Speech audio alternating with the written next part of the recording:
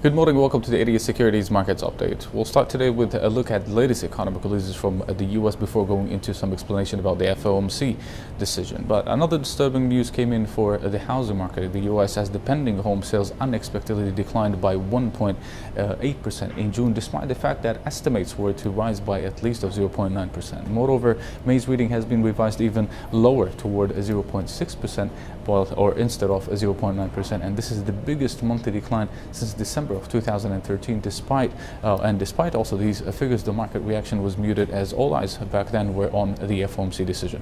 The statement from the Federal Reserve came in less positive but not dovish at the same time, without any hints of or regarding September's meeting, which left the market basically uncertain about September's rate hike. But the Federal Reserve also repeated that further progress is still needed in the labor market and inflation needs to show some improvement, and that's why the impact wasn't that much significant. But however, the US dollar closed the day higher side by side with the US equities.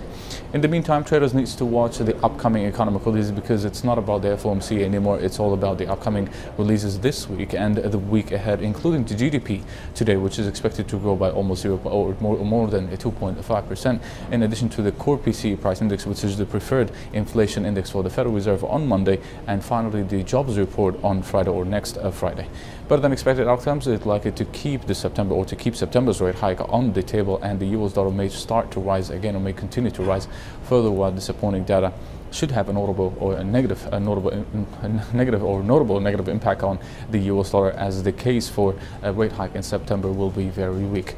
Going forward to some technicals today, and starting with our sterling dollar outlook, which basically was pretty good yesterday. But however, the British pound continued to rise to rally as high as 56.90 before the FOMC decision. However, and so far, the British pound or the sterling dollar couldn't close, or at least to break above the resistance area, which basically we noted yesterday above 56.76 resistance, and this is why we advised our clients to lock on their profits yesterday before the FOMC decision. And at the same time, we still needs to be, we are still watching a trend line support, which basically stands around between 55.80 and 55.50s, as it represents its short-term uptrend line as shown here on the chart. But the outlook remains positive as long as the pair continues to trade above those support area.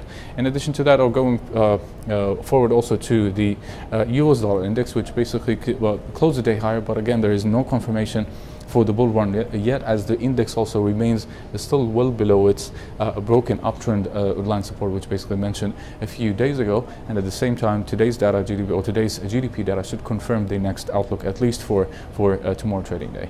Finally, the Kiwi trading slides back again yesterday, and retraced by, or basically started to drive back again yesterday to the downside, which could be a part of a short-term retracement after the Fed decision. But so far the pair also retraced by only 61.8 retracement, or Fibonacci retracement, or the golden ratio, and before continued to rise slightly during the Asian session. But for the time being, the broken trend line, or the broken downtrend line, still stands around 66.10, 66.20, which should be watched very closely. But again, it is all about the US figures today and the US GDP data today, and therefore until then you need to be careful about your opening positions.